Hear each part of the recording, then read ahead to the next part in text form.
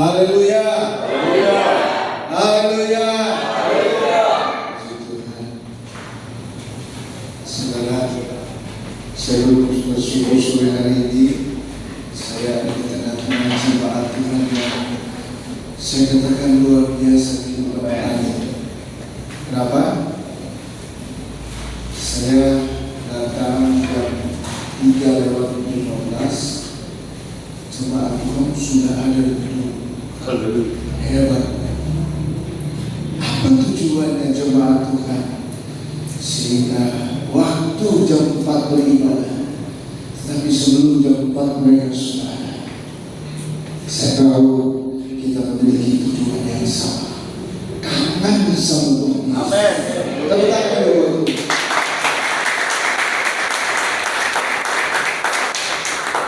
Saudara kangen sama siapa lagi di sini? Obrolan udah punya, Tante Ellen juga apalagi. Jadi apa tujuan kita sebelum jam 4? Satu, saya kangen sama Tuhan Yesus. Maka kayaknya setiap pribadi yang memiliki kerinduan yang dalam terhadap Tuhan, saya sangat yakin mereka tidak akan pernah kembali dengan kekecewaan. Amin. Ketika Yesus berkhotbah di satu tempat, dan ketika begitu banyak orang datang berbondong-bondong datang mencari Tuhan, apa yang terjadi saudara? Yesus tidak menghendaki mereka pulang dalam keadaan lama. Berapa hari mereka mengikuti Yesus? 3 hari. Di tempat yang sepi, tidak ada toko roti, tidak ada warteg, tidak ada rumah makan Padang. Tapi firman Tuhan berkata, mereka pulang dalam keadaan kenyang. Karena Yesus tahu keadaan mereka. Dan saudara harus tahu sore ini, saudara nggak cerita sama Om Ronald sama Tante Ellen, Tuhan tahu isi hati Anda. Tuhan tahu apa yang kau hadapi hari-hari.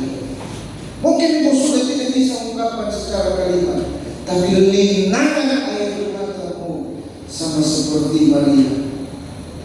Yesus melihat keadaan Maria, dan Yesus tahu tujuan dari air mata itu, sehingga seketika itu juga Lazarus bangkit dari kematian. Karena bagi Tuhan tiada yang mustahil. Saya sudah diperkenalkan nama saya, maka saya tidak memperkenalkan lagi. Status saya sudah beristri, dan mantan pacar saya ada, dan saya nggak berani khotbah tentang wanita dan sama dengan anak saya. Dan terima kasih Om Tante Ella yang kembali mempercayakan saya menyampaikan firman Tuhan. Saya lihat tadi pelayan-pelayan Tuhan ini, wah luar biasa. Umur boleh senja, tapi hatinya tetap muda. Gak heran goyangan mereka itu kalah Inul Daratista. Saudara, kalah Inul Daratista yang ada darah Yesus. Goyangnya hebat banget. Kenapa? Rindu dan rindu selalu rindu melayani Tuhan. Ada satu ayat yang perlu saya sampaikan kepada saudara pada sore hari ini. Dan saudara, mari kita lihat firman Tuhan. Sama-sama kita buka kebenaran firman Tuhan di dalam kitab Yesaya. Yesaya 25 ayat yang keempat.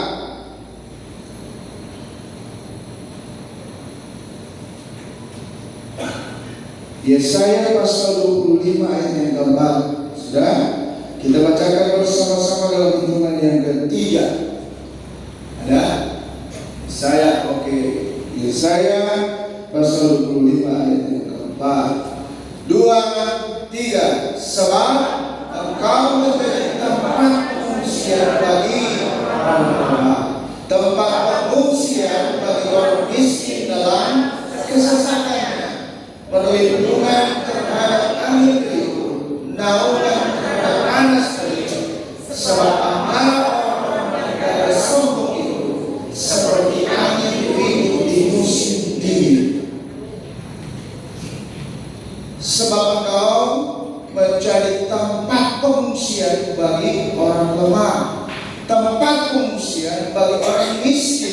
kesesakannya. Dua hal yang sudah lihat di sini. Tuhan tempat pengungsian orang lemah. Tuhan tempat pengungsian bagi orang miskin. Ini bukan bicara miskin secara finansial, tetapi ketika kita berbicara tentang miskin, orang selalu menempatkan mereka selalu di bawah apa saudara? Status. Miskin itu selalu diratakan oleh orang-orang di luar sana adalah orang yang berusaha. Artinya kelompok ini adalah kelompok yang lemah. Tetapi jawaban sore hari ini, Tuhan tempat pelarian kita. Arti dari miskin ini saudara, ketika saudara dan saya sudah tidak bisa berbuat apa. Ketika kita ada dalam lembah maut, ketika kita ada dalam lembah kekelaman, ketika kita ada di lembah air mata saudara, sepertinya kita tidak lagi melihat tangan-tangan manusia untuk datang menolong kita. Tetapi sore hari ini ada berita jawaban dari kesesakan kita. Karena firman Tuhan, marilah kepada Tuhan kamu yang lebih lesu dan berbeban berat, aku akan memberikan kelegaan kepadamu. Saudara, tangan manusia ada waktunya dia capek. Tangan manusia ada waktunya dia lemah. Tangan manusia terkadang dia tidak mampu menjangkau masalah hidup saudara dan saya. Tetapi firman Tuhan berkata ada kedua tangan yang selalu siap, 1 kali 24 jam menunggu ketika saudara dan saya ini datang kepada Dia. Semakin kita datang, semakin senang. Semakin kita dekat dengan Dia, semakin Tuhan ingin merangkul kita. Semakin kita ingin memeluk Tuhan, semakin Dia ingin menggendong saudara dan saya. Tepuk tangan dulu buat Tuhan.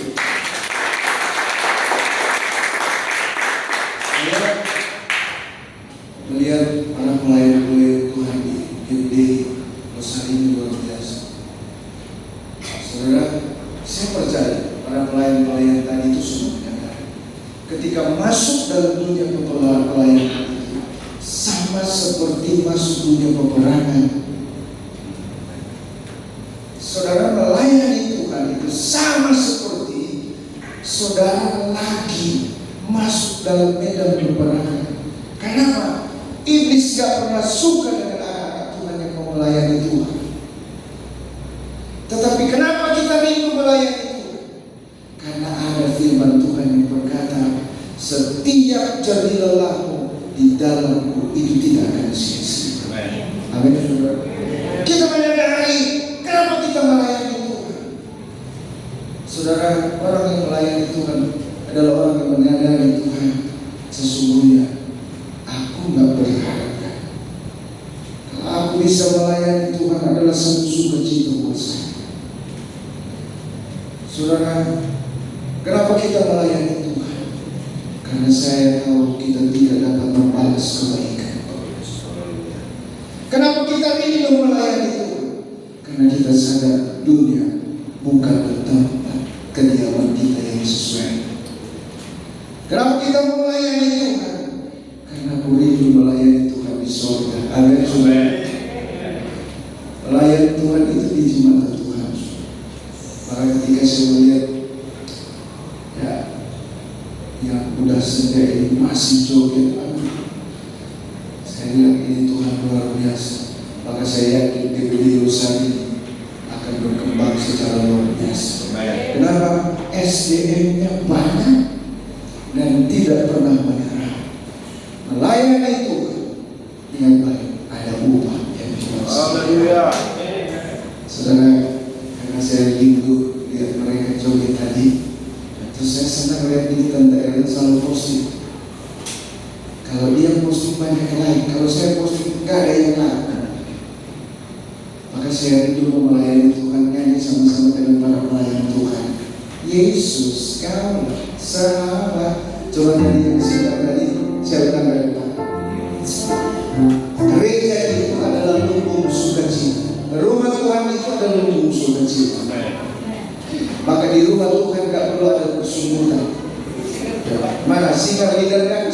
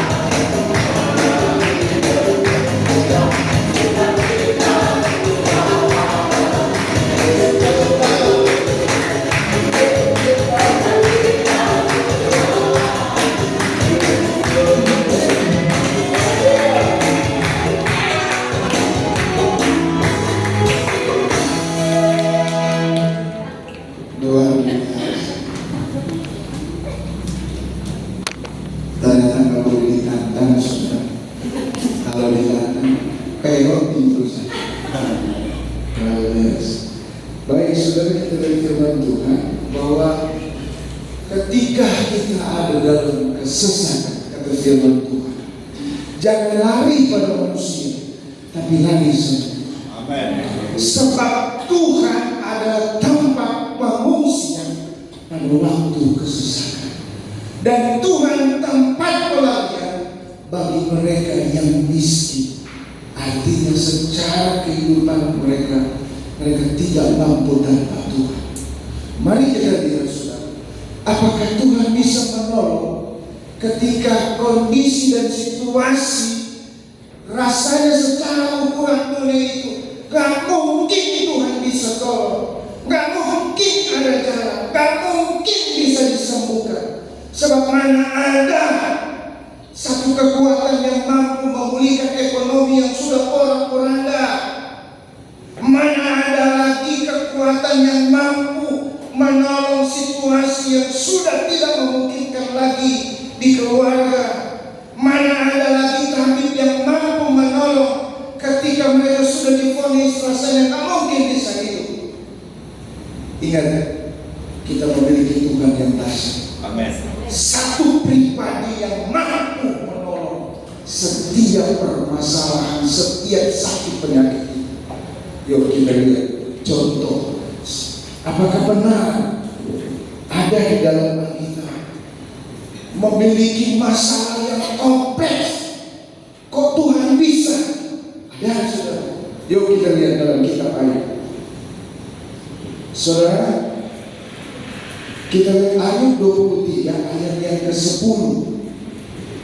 Ayub 23 ayat yang ke-10.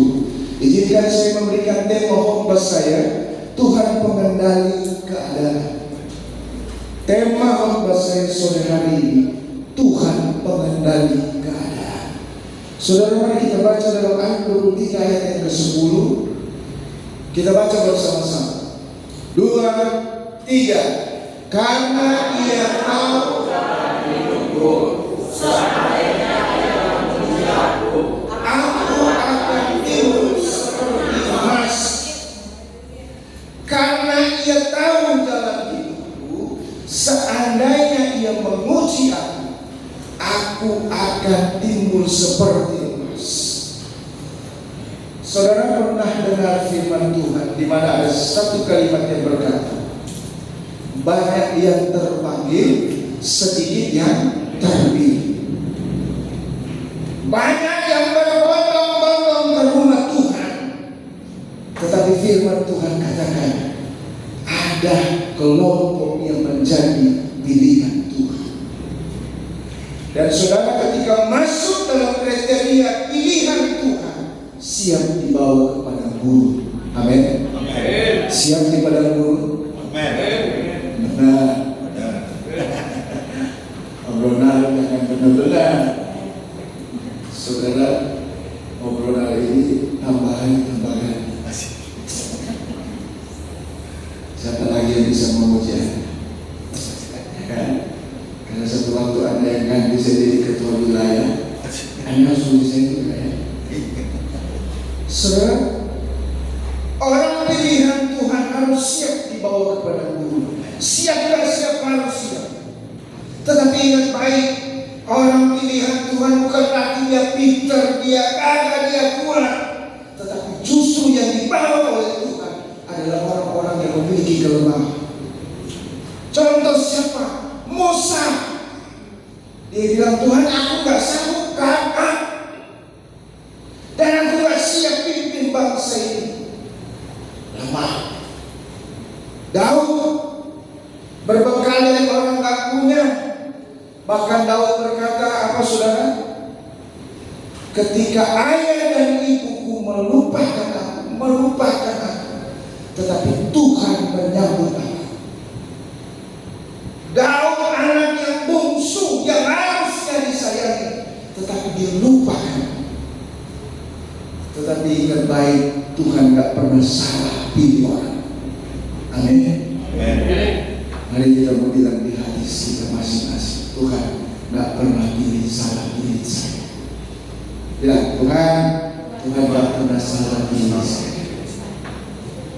Saya siap dibawa kepada guru. Saudara tahu pada guru tempat di mana diproses. Pemrosesan dan pembentukan itu ada di padang gurun. Banyak mereka yang dibawa oleh Tuhan kepada guru. Yang paling menolong ketika Abraham di zona nyaman. Tuhan bilang, Abraham ikut aku. Abraham gak tahu mau kemana, tapi dia patuh, taat, dan mau tunduk.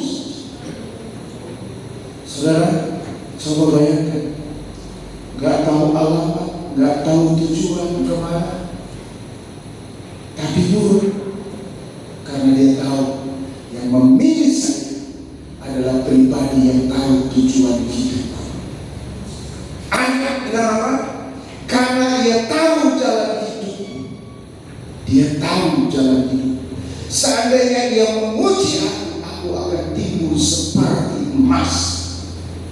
Orang yang dibawa di padang gurun adalah orang yang dipilih Tuhan, yang dipersiapkan Tuhan. Ketika masa sukar, ketika begitu banyak orang mulai menjauh dari Tuhan, ragu dan menjauh meninggalkan Tuhan, muncul orang pilihan-pilihan Tuhan yang selalu berkata, bagi Tuhan tidak ada yang mustahil. Maka mari para pelayan-pelayan Tuhan bangun hubungan pribadi yang dekat dengan Tuhan. Bagaimana saudara bisa berkata, di dalam hadirat Tuhan ada kuasa, di dalam hadirat Tuhan ada kekuatan Tuhan, di dalam hadirat Tuhan ada mujizat, sementara Anda tidak pernah mengalami. Ingat baik saudara, kalau pelayan Tuhan tidak pernah merasakan hadirat Tuhan, jangan coba-coba melayani Tuhan. Nekat itu namanya. Jangan nekat melayani Tuhan saudara. Bisa babak belur. Kenapa? Karena iblis gak suka dengan orang yang melayani. Tapi kalau engkau kuat sampai hari ini, berarti engkau adalah orang pilihan Tuhan. Tepuk tangan dulu. Kalau engkau kuat dan masih ada di rumah Tuhan sampai sore hari ini, itu karena Tuhan memilih kita. Dan saya percaya jemaat Tuhan di Yerusalem adalah jemaat pilihan Tuhan. Saudara, Roma 12 ayat yang kedua dibilang di sana, janganlah serupa dengan dunia ini. Kita boleh tinggal di satu gerbong yang sama, tapi kita punya gaya berbeda. Amin ya saudara. Kita boleh sama, tetapi kita harus tampil beda. Hati-hati saudara. Sekarang ada banyak pengajaran yang sepertinya wah, tapi ujungnya hanya mengenyangkan perut. Hati-hati dengan pengajaran yang saat ini wah, berbicara tentang Yesus, tetapi sesungguhnya hanya untuk kepentingan mereka. Tapi saya yakin jemaat GPD Yerusalem selalu menerima roti dari surga. Maka apapun gonjang kancing di samping kiri kanan, fokus saya hanya Tuhan saja. Silakan Anda mau bilang apa tentang saya, silakan caci maki saya, fitnah saya, hina saya, buang saya, lupakan saya. Tapi aku punya Tuhan sumber pengaruh. Buang saya, hina saya, caci maki saya. Daud bilang orang tua saya melupakan aku, tetapi Tuhan menyambut aku. Saudara, manusia boleh melihat kekurangan dan kelemahan. Manusia hanya bisa menilai kasih kita, tapi Tuhan tahu isi hati saudara. Maka saya percaya saudara hari ini kita tidak akan kembali dengan kekecewaan. Saya percaya karena saudara datang belum waktu, tapi saudara sudah punya kerinduan yang dalam. Maka saya percaya roti surga itu akan menjadi rema yang menyatu dalam hati saudara dan saya. Maka gak heran firman Tuhan berkata kepada orang-orang pilihan Tuhan, jikalau firman-Ku tinggal di dalam kamu dan kamu tinggal di dalam aku, mintalah apa saja yang kamu kehendaki. Kita ditantang oleh firman Tuhan. Saudara, saya pegang kalimat ini. 19 tahun saya ada di lembah yang mati. 19 tahun saya ada di CV kehinaan. 19 tahun saya di CV dilupakan. 19 tahun saya jadi kontraktor tanpa sertifikat. Tahu kontraktor? Kontrak sana sini 19 tahun. 19 tahun saya cuma minta Tuhan, IPA 21 ada. Yang penting ada satu kamar tempat ibadah lunas bagi saya. Saudara, 1 tahun, 2 tahun, 3 tahun, 7 tahun, sampai saya buka firman Tuhan, katanya angka 3 itu angka yang ajaib. Angka saya coba bertahan di 7 tahun, katanya sempurna. Ternyata semakin sempurna penderitaan itu. Oh, saya coba kali 9 akan menghasilkan buah-buah. Benar, ada buah-buah yang masih saya dapat. Buah mangga, buah jeruk. Saya tanam di depan, saudara. Sampai dia tumbuh berbuah, tetap ada kontraktor. Giliran memanen pindah, orang lain yang nikmati. Saya bilang, Tuhan, tanam buahnya saya tak nikmati, apalagi yang diperdosa. Oh, 12 tahun. Nama sabar. Di 12 tahun saya menyadari, ini akan berkat buat saya. 12 tahun tambah parah.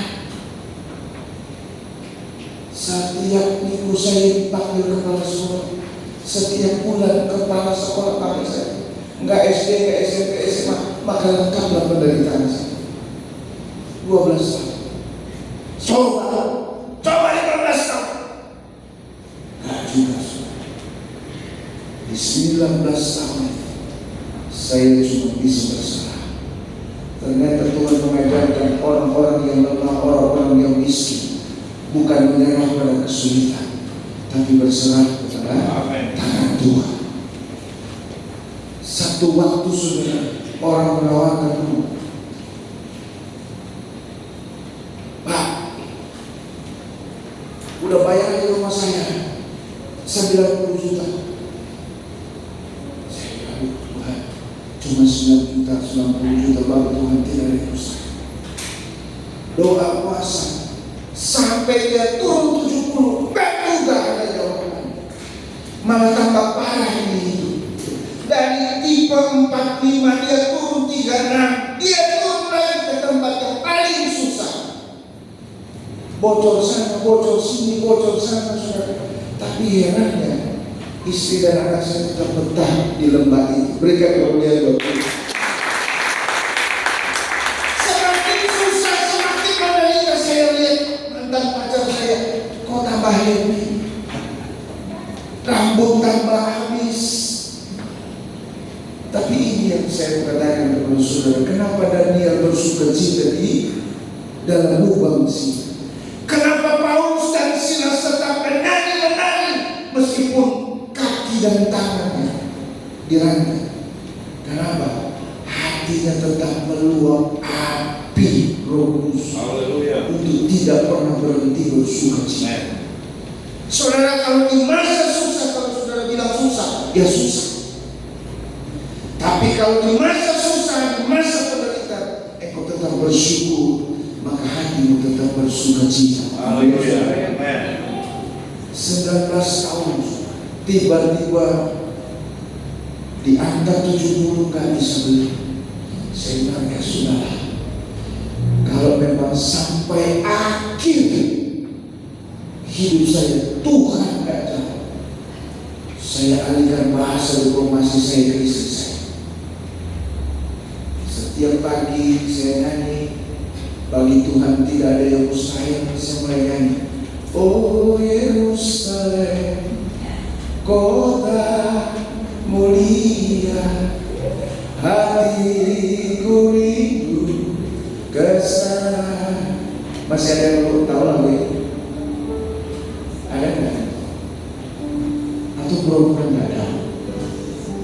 Karena udah takut dari lagu ini. Biasanya lakinya ada di mana? Di mana? Di mana sih? Hah? Di mana? Orang meninggal. Tapi sebetulnya ketika kita ada di lembah itu, kita merenung Yerusalem, kita menyadari Tuhan, dunia ini adalah tempat persinggahan kami. Yerusalem itu adalah tujuan akhir hidup. Amin, saudara. Saya nyanyi, saudara. Oh Yerusalem, kota mulia, hatiku rindu ke sana. Oh Yerusalem, kota mulia, hatiku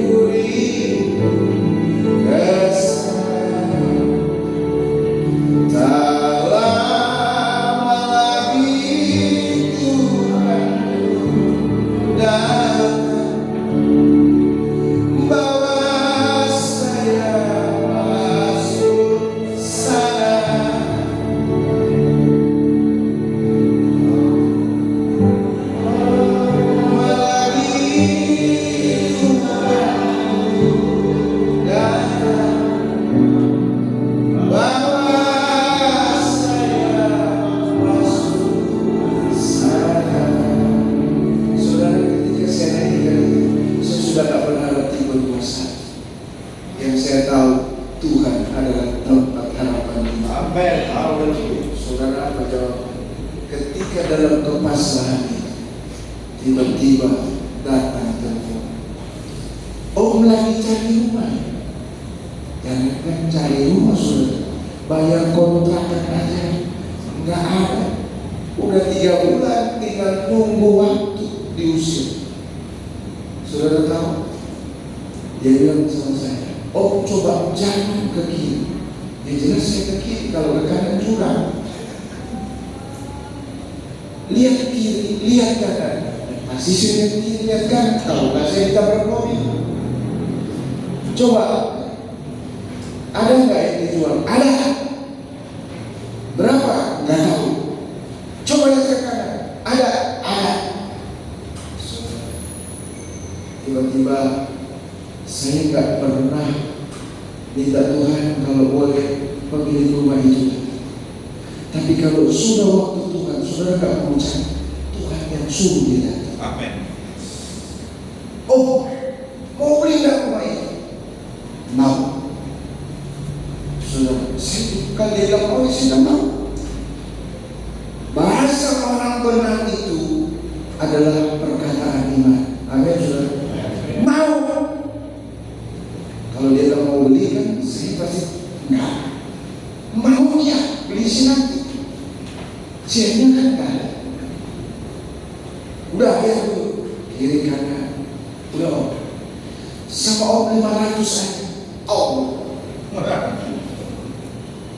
Tapi saya bilang, bisa turun nggak? Bisa. Saudara, saya tunggu dia turun. Padahal uang nggak punya. Maksud saya turun dari surga.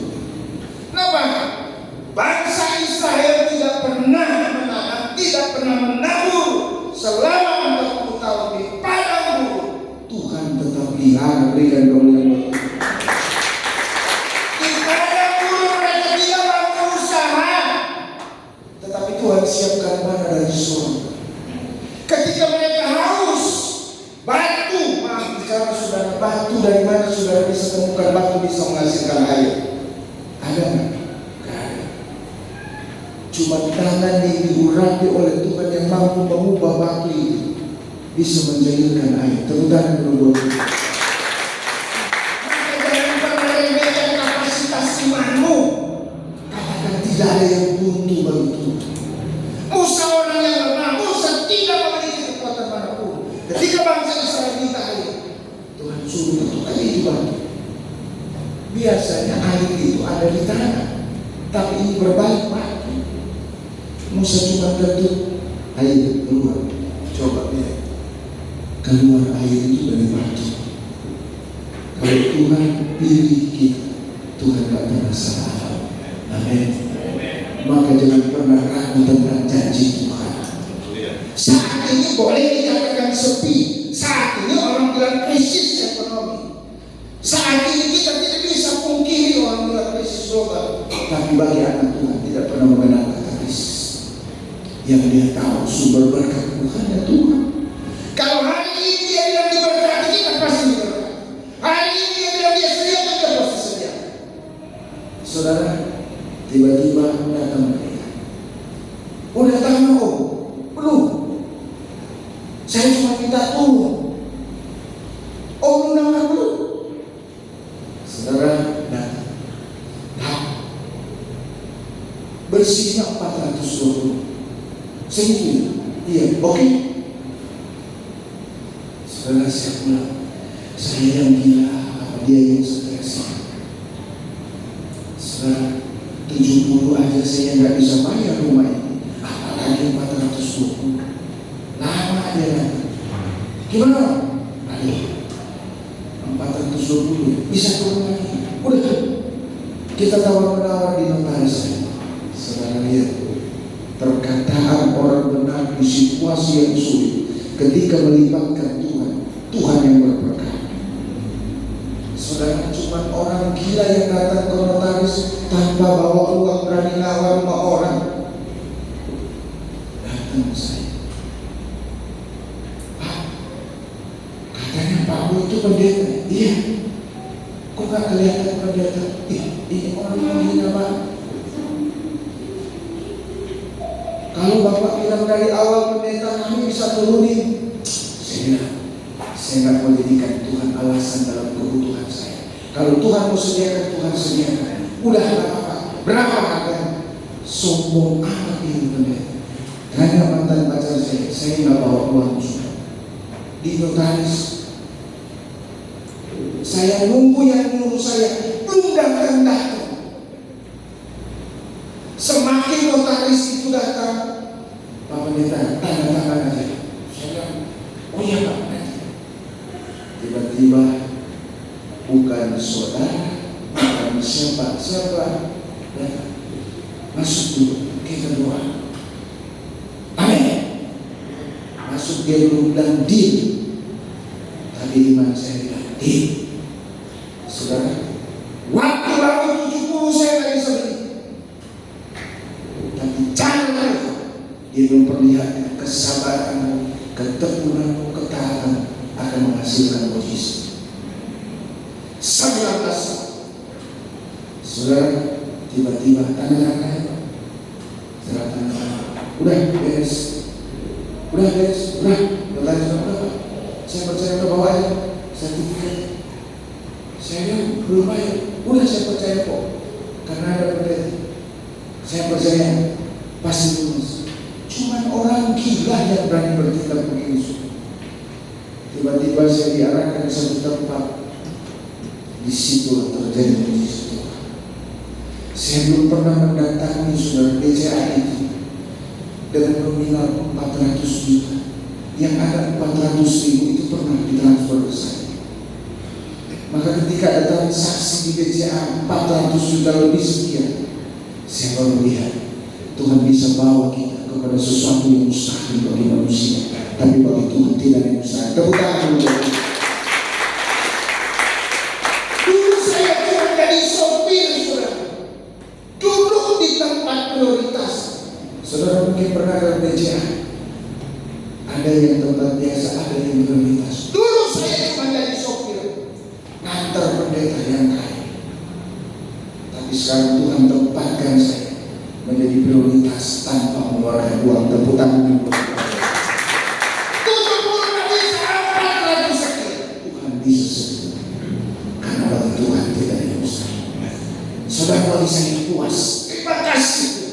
Ternyata bukan sampai di situ cara Tuhan memberkati orang yang mau taat dan tunduk dan percaya pada firman Tuhan. Saya minta tipe 21, Tuhan kasih tipe 45. Saya minta satu kamar sekarang, Tuhan kasih 2 lantai setengah. Berikan kemuliaan dulu buat Tuhan.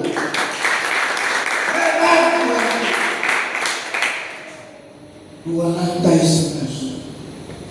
Saya nggak pernah mimpi itu, tetapi saya baca firman Tuhan. Apa yang tidak pernah dibayangkan dan dipikirkan oleh di hati orang percaya, justru itu disediakan oleh Tuhan. Amin. Setialah kepada Tuhan, taat dan percaya pada firman Tuhan. Yakin satu kali taburan akan menghasilkan 19 tahun. Dan inilah yang ingin saya sampaikan kepada saudara. Saya tidak mau berteori tentang firman Tuhan. Saya mau bicara tentang fakta dan prakteknya benar. Makanya ayat berkata, dia tahu jalan hidup. Ketika dia memuji aku akan timbul seperti emas. Berita tentang Ayub, anak-anakmu mati, rumahmu habis di dalam api. Apa yang Ayub kata? Tuhan yang memberi, Tuhan yang mengambil. Terpuji Tuhan. Datang tekanan Ayub tak mau jawab. Oh Tuhan, mati saya. Ada begitu. Ayub, Tuhan yang memberi, Tuhan yang mengambil. Terpuji Tuhan. Datang lagi kalimat yang paling menyakitkan. Masih bersalahkah engkau terhadap Tuhan? Kutukilah Allah dan mati. Coba bayang.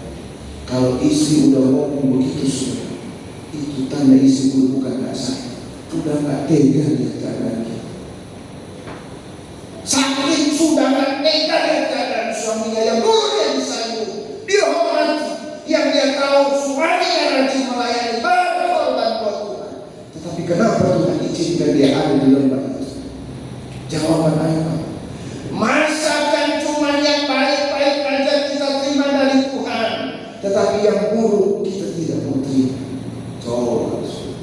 semakin banyak tekanan yang datang, hinaan, himpitan, Ayub gak mau kalah dengan firman yang melengkapi hati. Ketika datang pula teman-temannya, Ayub, kamu salah, kamu udah banyak dosa sehingga kau jatuh. Ayub jawab, Ayub 42 ayat yang kedua, tidak ada satupun rancangan Tuhan yang gagal dalam hidup. Berikan kemuliaan Tuhan. Takkan kusihan, takkan ditinggalkan, dilupakan. Ayub telah bergumul dengan Tuhan. Dan jawaban surga tidak pernah mengalami resesi untuk menangani bangkrutnya Ayub. Tuhan gak pernah kalah menyediakan tenaga medis untuk menyediakan anak-anak Ayub yang hilang. Firman Tuhan katakan, Tuhan sediakan berlipat kali ganda. Berikan kemuliaan. Mana ada tenaga ahli, saudara, yang kita jumpai di dunia ini, yang sanggup membereskan masalah Ayub yang kompleks, bangkrut, hilang, sakit, hanya ada di satu tangan, yaitu Yesus. Saudara, kalau dunia dia harus panggil Sri Mulyani dulu, hitung bangkrutnya engkau ini sama gaji. Dia mulai panggil pakar ekonomi, coba panggil tenaga medis supaya ini orang bisa sembuh. Caranya gimana? Tapi Yesus dengan bilangnya, mana kepadaku kamu yang betul sudah berkebahagiaan, aku akan memberikan kemenangan. Daud dilupakan saudara, tetapi Daud tidak mau membalas. Ketika dia diurapi oleh Nabi Samuel, dia bukan langsung mendatangi Saul, itu jabatan milik saya, keluar. Sikap rendah hati Daud, kembali lagi ke ladang di tengah hutan, berhadapan dengan singa dan beruang, menjaga 3 kambing dan domba. Dia tahu waktu Tuhan adalah waktu yang terbaik. Nggak perlu cari koneksi untuk datang kepada istana itu. Nggak perlu pakai rekomendasi. Yang dia tahu cara Tuhan menuntut gak pernah salah. Maka ketika Daud kembali ke ladang, Daud kembali bertarung, dia nggak mau melewati waktu Tuhan. Saudara, jangan coba-coba melangkahi waktu Tuhan. Kalau bukan belum waktu Tuhan, artinya Tuhan lagi memproses dia di padang gurun. Amin. Jangan keluar dulu di padang gurun. Sebelum waktu itu selesai, jangan turun dulu di padang gurun. Izinkan Tuhan yang membawa engkau kembali keluar dari padang gurun. Kalau Tuhan yang membawa kita di padang gurun, biar Tuhan yang perlu tuntun kita keluar dari padang gurun. Daud, dia kembali keluar dari padang gurun. Alkitab tak pernah mencatat Nabi Samuel datang ambil kembali Daud, kan? Cara Tuhan membawa. Ketika Saul mengalami depresi, orang ingat Saul jago memimpin pujian, Saul pintar sinar, Saul pintar main musik. Saudara, dia nggak promo. Datang ambil Saul, cuma pemain musik. Proses membuat dia menjadi orang yang kuat. Saya ingin memberikan satu kalimat kembali di akhir khotbah saya. Proses tidak pernah membohongi hasil. Amin. Proses tidak pernah membohongi hasil. Daud dibentuk, Daud diproses. Ketika orang mengambil tahta, dia tak balas. Dia tahu padang gurun itu bukan suatu keanehan buat saya. Bagi orang yang percaya sonam pada kita lembah air mata itu bukan keanehan. Dia tahu di sana lembah saya ketika saya diproses, maka itu bukan suatu keanehan buat saya. Saya tahu Tuhan akan mengembalikan saya lebih daripada itu. Amin. Kalau dia kembali membawa kita di proses itu, tahu saudara kita mau naik level. Amin. Dia bawa lagi apa? Tuhan memproses saya nggak apa? Silakan. Karena hidupku bukan aku lagi, tetapi yang aku hidupku adalah Yesus. Amin, saudara. Saudara, dia bawa kembali. Tapi pada akhirnya awal Daud cuma jadi satu raja di bangsa yang kecil. Tetapi ketika dia kembali ke proses Tuhan, dia menjadi raja yang mempersatukan bangsa yang besar. Kalau saudara tiba-tiba sudah ada di zona nyaman, Tuhan bawa lagi di zona penderitaan, bilang, Tuhan, terima kasih. Aku adalah orang pilihan Tuhan. Amin, saudara. Orang pilihan tidak pernah berbantah-bantah. Orang pilihan tidak pernah bersungut-sungut. Orang pilihan Tuhan tidak pernah ngambek dengan Tuhan. Yang ada Tuhan, terima kasih. Tuntun aku Tuhan. Pegang tangan aku Tuhan. Jangan biarkan. Kalau Tuhan yang membawa, dia bertanggung jawab tentang hidup. Amin, saudara. Saya tak pernah membayangkan saya ada di level itu. Tapi saya tahu proses tidak pernah biasa. Tuhan tidak pernah menuntut kamu sekolah tinggi. Saudara harus memiliki jadi orang hebat dulu. Izinkan Tuhan membentuk kita menjadi orang yang luar biasa. Amin. Izinkan Tuhan memproses kita untuk menjadikan kita yang tadinya dianggap biasa-biasa menjadi orang yang luar biasa. Saudara, ada ayat yang terakhir yang saya tambahkan kepada saudara, 1 Korintus. Saudara baca, kita baca di akhir khotbah saya ingin tutup dengan 1 Korintus 10 ayat yang ke-13. Yuk kita baca bersama-sama. 1 Korintus 10 ayat yang ke-13. Yuk kita baca bersama-sama. 2, 3. Pencobaan biasa yang tidak memiliki kuatan manusia, sebab Allah setia dan dia tidak akan membiarkan mencobai melampaui kekuatanmu. Pada waktu mencobai, dia akan diberikan kepadamu jalan keluar, sehingga kamu dapat menangnya. Amin. Tuhan tahu jalan keluarnya, saudara. Pencobaan itu tidak akan melampaui kekuatan. Kalaupun itu melampaui, Tuhan bilang, jangan takut. Ada banyak jalan keluar yang aku sediakan. Orang boleh tutup sumurnya Ishak. 1, muncul lagi sumur yang baru, meluangkan air yang lebih daripada sumur yang sama. Saudara, orang boleh merencanakan sesuatu yang jahat dalam rumah tangga, pelayanan, bahkan usaha. Ingat baik, ada banyak cara Tuhan membuka pintu berkat buat kita.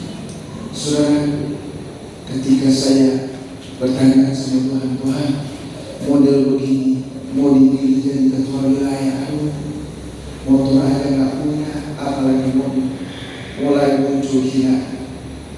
Pimpinan itu nggak punya apa-apa. Saya cuma lari ke Tuhan. Saya tahu Tuhan tempat pelayan. Saudara, mana bisa? Tak bisa. Saya cuma lari sama Tuhan. Engkau yang memilih saya, Engkau yang bertanggung jawab saya. Saudara, gak butuh proses sama. Tiba-tiba klakson itu datang di depan pintu. Oh, ini BPKB, ini mobil dari sana.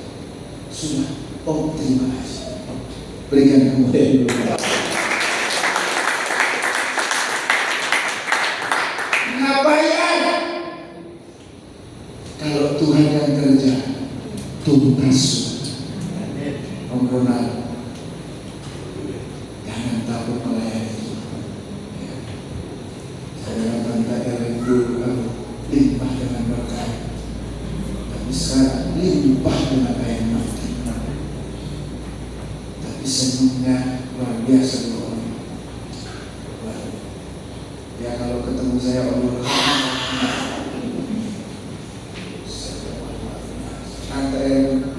saya tak boleh karena ada yang bocor.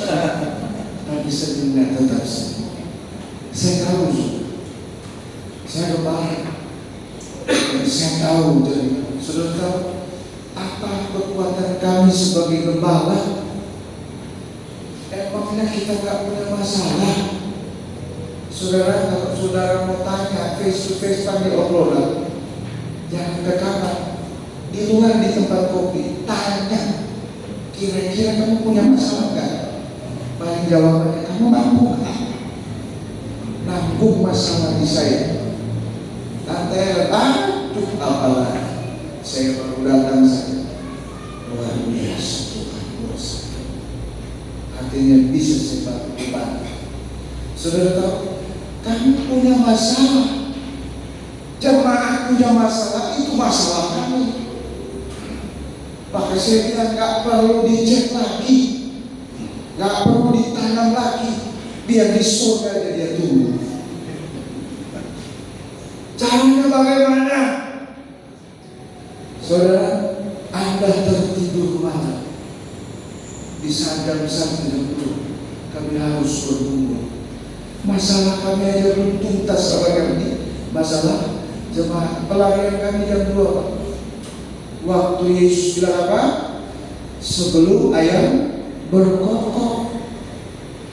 Saudara, itulah jam pertempuran kami sebagai gembala. Menaruh pergumulan jemaat Tuhan, tangisi. Saudara masih tertidur lelap. Saudara kami jam 3:30 jam 3 sudah bangun. Tuhan, tolong A, tolong B, tolong C. Boro-boro tolong saya. Yang ada Tuhan tolong. Amin, saudara. Maka saya yakin saudara, kalau jemaat Tuhan satu hati dengan gembala di tempat ini, saya yakin rumah Tuhan ini akan menjadi tumbuh hadirat Tuhan. Gak perlu telepon, gak perlu WA, gak perlu promo program saya. Amin, saudara. Jangan ikut tetangga-tetangga yang lain. Promonya, waduh, ada diskon. Ibadah 1, ibadah 2, ibadah 3 kayak tayangan bioskop. Itu namanya kejar tayang. Gak apa-apa. Lebih baik kita minta hadirat Tuhan. Amin. Karena jemaat Tuhan datang ke rumah Tuhan, mereka bukan untuk uang dari Tuhan, mereka menuntut hadirat Tuhan. Maka pelayan-pelayan Tuhan minta hadirat Tuhan dalam hidup.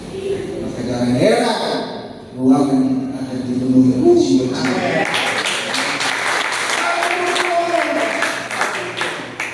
Gak perlu, kalau ada hadirat Tuhan di situ ada jiwa-jiwa. Kalau ada hadirat Tuhan, gak perlu muncul promosi.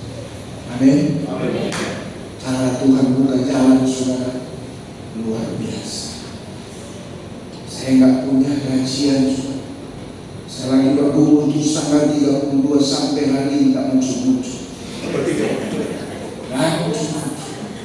Tapi berkat Tuhan selalu muncul. Saya nggak punya dealer Honda, muncul Innova. Saya nggak punya rekening BCA, muncul tiba-tiba.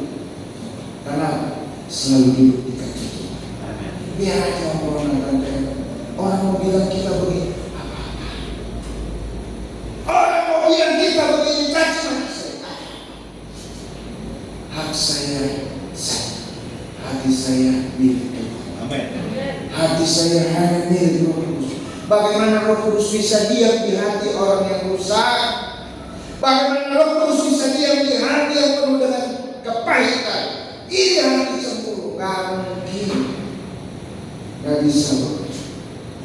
Roh Kudus mau diam di hati yang bersih. Amin. Kasih senang. Masih jalankan doa pagi ya. Doa pagi. Datang. Saudara, ketika ada hadirat Tuhan di hati, saudara jangan heran ketika buka toko udara face-nya tidak berbeda, yang ada semua, yang datang juga semua. Amin, saudara. Saudara kalau buka toko bukanya banyak, buka rumah makannya muncul mukanya Mandra. Tapi kalau buka toko warung makan dengan face. Amin, saudara. Tapi kalau pagi sampai malam, saudara, pasti pasti yang datang lalat sama tahu.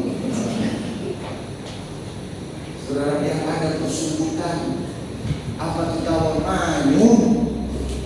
Kamu ditondok sama siapa?